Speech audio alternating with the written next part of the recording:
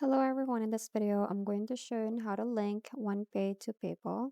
So let's start with the first step, which is to log into OnePay and make sure that your account is fully verified. Now PayPal won't link unverified wallets, so you have to really verify your OnePay account. Next step is open the PayPal and tap on the wallet.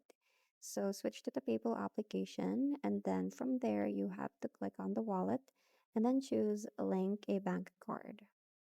Next is search for OnePay in the list. So type OnePay in the search bar and tap on the OnePay logo when it appears as a played partner. So just a tip, if OnePay doesn't show, you have to link via other bank using the routing and the account number from your OnePay profile. Next is log in with your OnePay credentials. So just enter your OnePay username and password in the secure played sheet and then approve the connection. Lastly is confirm the link is active. So back in the PayPal, you will see that OnePay, and then from there you will see the confirmed with the last four digits. And then now you can send or receive the fund with it. So just a tip, you can set OnePay as your default funding source in the PayPal.